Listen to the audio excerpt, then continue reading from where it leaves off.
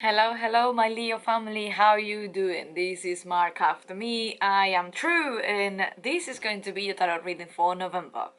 As I say in the last videos or in another videos, if you check, I've been a little bit out of a scene. If you want to know why, I will link the video all the way in the eye icon that we have over here.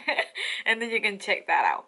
Well, informing you that you can check your moon, ascendant and Venus in case that this video is not resonating with you. Remember that none of my reading is gonna determine your future, my Leo family, and you will have two cards of moonology because jumps out two in this case, and you will have the legendary affirmation card at the end too. So how you been? I know the week are being quite rough, and I know November, not for all of us, is a really great month. But anyway, let me see what's going to be in the horizons for all of us because I'm a Leo too. So let's see what's going on. So you have, we have a really interesting combo. So it's the Six of Swords and also it's the Death. And when we have this, it's linked to, I think, this full moon in Taurus that we have, the blue moon, a few days ago, all about desintoxications, all about our self-value, our worth, and on the same time, the ending of the cycle of something that wasn't not totally helping us to move on. So we have these two already. So we have the Death, which is literally Plutonian energy with everything around, break it down. And then we have the Six of Swords, which is leaving behind all way of thinking, all way of speaking, communicating, all ways of connecting with another people mentally as well. And it's interesting because going to the Death card is literally a sign of this is over. When things are over, you can't actually remake it again. And the Death is saying that it's absolutely over. So whatever you really wanted to leave behind or suddenly appear is actually telling you that you have to stop what you're doing, or you have to change it, or you have to like turn it over. So remember what I'm saying, because the center of the attention or the center of energy that's going to be in this reading, we have the Tower. And we started with a really huge energy, which is going to be the major arcana, major secrets, major situation in your life. And when we're talking about the Tower, is suddenly break it down. Suddenly, when I'm saying suddenly, is you're not expecting things that happen in this way. Sometimes can be painful, sometimes can be a bless. I don't know exactly what are you going, but in my case, I feel a lot the Tower. The Tower is really a sign of transformation. And it's not a bad sign though. When you have it on the beginning, that means there's a new cycle are coming and you have to destroy and you have to be quite violent with the... I'm talking about violent or aggressive or more determined to cut out habits or way of thinking or way of talking, communicating, connecting. That is no longer going to help you to growth. And that's why you have in the crossover, and we have in the crossover the King of Swords, which is that it's all about, this gentleman over here is not wasting time. It's all about thinking and organizing, but it's everything about wise. And I think it's time to use our wise mind. When it's, we are super emotional, we have a lot of emotions coming in now, and November, which is a Scorpio energy, is bringing out more emotions from ourselves. And no, it's not easy, but I do think that we have to manage and we have to reorganize our thoughts, and that's why the King of Swords is there. The King of Swords cut and dry, and he's not gonna be really slow doing it, because he passed the journey for being a Knight of Swords. It's going to be fast thinking. Right now he learned about everything, and the King of Swords is here to say it's time to do cut and dry. And that's why the Tower is there. It's like literally you cannot avoid it. And it can be period of anxiety, can be period like really anxious because you don't know what actually is happening. And what I'm trying to say that you don't know why it's happening, or you don't know if something is changing. Something is like why this is actually happening, but you don't have the answer, but it's happening. It's happening, it's like rebirthing, it's like moving around, it's taking off the layers, you don't know. But the Knight, the King of Swords here, is encouraging you to say, take your truth, which is going to be the sword, take your voice as one of the things that you have to do, and speak your truth. Cut over relationship that no longer serve you. Remember that we are in the 7th house. That this moon, I think, if I'm not wrong, is going to be in the 7th house, which is going literally affecting way part of your relationship, way part of people who are not pushing it, who are people who are not moving you around, who people who are not protecting you, or not even protecting you, like not give you nothing in return. Sorry, I speak so fast. So why we are in the tower right now, and this is something that I understand and I feel it, and I can relate. We have the 7 of Wands. 7 of Wands, y'all. Remember, this is not a fight, but you're being fighting a lot. And you're being fighting a lot, can be with another people, or can be fighting a lot with your own self. And I think, and I have a feeling this for your own self, because we have the Death and the 6 of Swords on the beginning of all of this reading. And the 6 of Swords is leaving behind ways of thinking, and you're dying things. So I think it's a very internal purging that I'm feeling here, my Leo family, which I think is really necessary for us, because at the end we are the container of an emotional people, or the container of an emotional problems for another people that have nothing to do with us. So when you have the 7 of Wands here, it's actually a very defensive energy. So you are being fighting, moving, conflicting with another people, conflicting with yourself, and you're in that mood. And why you want this transformation so bad is because you don't want to keep fighting. You don't want to keep and I want to try to fighting is like you don't want to keep fitting in. You don't want to keep explaining yourself for things that you do, feel, and talk. It's exhausted, you know.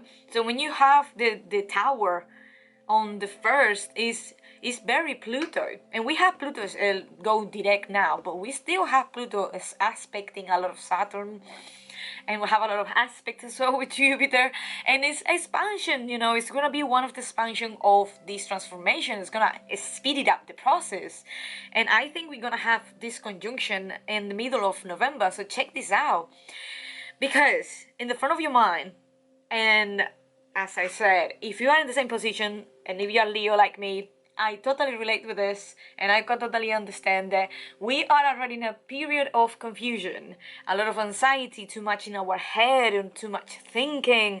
The 8 of Swords, if you see, is quite dark, and I don't care if it's dark or not, but it's very related with the mental anguish, with a lot of things that happen just in our mind. And in our front and our head is like, oh my god, I have so much things that I am thinking. And so many things are coming to my head right now, and I feel absolutely overwhelmed. Look, I do not know what to do. It's everything really, really heavy into my head. What I'm supposed to do? It is what if.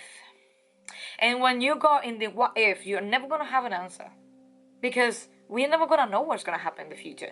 And I do think the 8 of Swords is really into your hour in the front of our head, is because we have the death, we have transformation, we are leaving behind things. It is a process. It's not gonna happen from one day to another. And if you are literally right now in the same situation like me, there is a lot of things coming on in your head. There's a lot of things that you are organizing in your head. Take your time. Live in the moment, because right now the future don't exist, and the past is just a wise memory. Remember that everything's falling apart slowly. If things have to let go, let go. If things are gonna come in.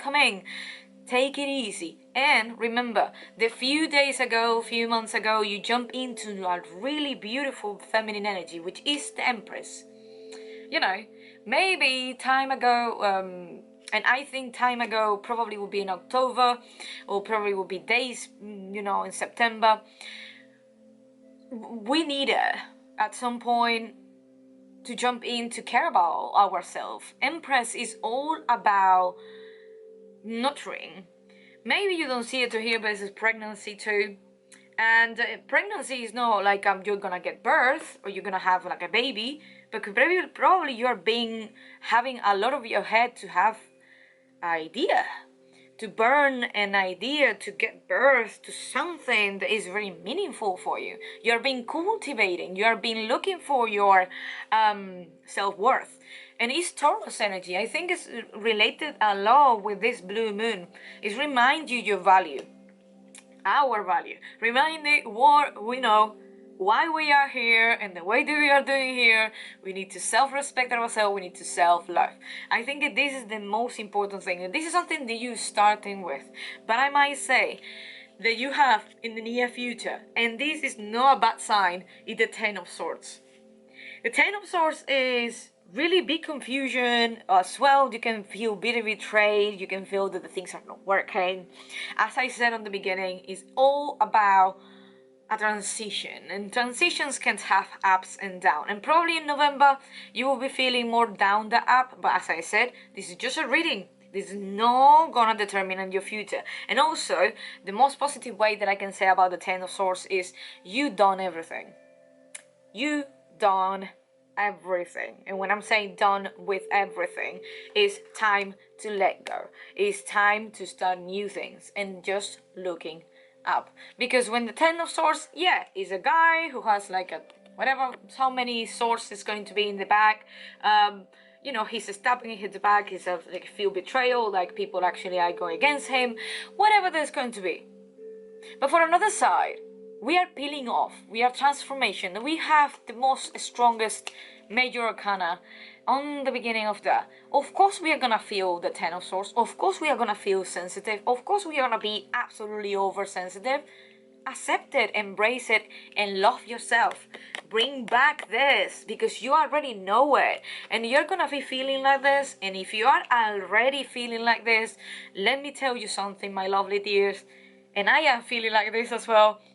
We only need to look up. We only need to where the shine is. We need to just project what we want to do, and don't forget how much value and worth you have, and your experience talks by yourself. Everybody can take it off everything from you, but cannot take it off who you are. So when you have the Ten of Swords over there, remember, this is nothing can happen tomorrow, but this is not going to happen for all the month of November. This is something that, of course, you feel like, God damn, you know, again. And that's why you have the transformation way. That's why we have the Death card. That's why we have the Tower. It's actually obligating you to change. And that's why. When you are literally laid down on the floor, the only way to go up is standing up. The only way to ask, put your knees down, to put the feet up, so this to looking up, to go straight. It's absolutely normal. Take your time. Why? The advice, remember, the Three of Wands. Collaboration, talking with people, create new things. You know, plant seeds, don't be alone. You know what I mean? This is, I am having in the back of my head that this is a personal big transformation, and it's a personal development, and it's a personal, like, it's a challenge. And I think November in Scorpio, because we are sensitive, my Leo family, we are very sensitive. And Scorpio most of the time is gonna bring up like our ego, and it's going to be really difficult for us to maybe communicate. It's going to be difficult for us to not feel the intensity. But we have the Three of Wands, an advice to say that you are not alone in this journey. You know, put your head busy and think of what really matters, and exchange, talk, be creative. Jump into the feminine energy, jump into exchange, to like check with your friends, like do things together. I know with the COVID-19 and now in London we're gonna be in lockdown, but you know, online we can do a lot of stuff. Still putting your mind ahead and outside of all of this struggle that you're having in an emotional state. What's going to be in the environment? We have a lot of air here, and I can completely understand that we are too much in our heads. And we are too much in our ways of thinking. And it's totally normal. Like I will say, and I will repeat myself, take your time and be compassionate, because you really need to go back to the compassionate way when the Empress is saying, nurturing yourself. That idea that you have, or that conception that you have about yourself, nurturing. Because need your love more than ever. So the environment is easy. It's a Two of Swords. Of course. The paralysis is coming, we don't know what we're going to do, it's very, very blurry, everything. And at the end we are gonna be thinking, okay, I have to do this by myself.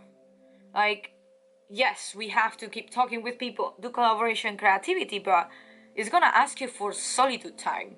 And the environment is not going to tell you what you have to do. It's literally saying, time over. Time over. What are you forcing? Why are you forcing things that is not longer, that what you're forcing is not worth it? It's gonna just speed up the worst thing, the worst thing that you don't want to have. So why speed up? Why rushing? So it's saying, take your time, make a reflection, sit down with yourself, work it out. Why you're thinking the way you are thinking, why you have that mental anguish, why, if you have to go to psychology, if you have to go. But if it's not the case and it's too much in your head, just jump out, reflect, take your time, chill. What is going to be the hopes and fears? You have the Four of Cups.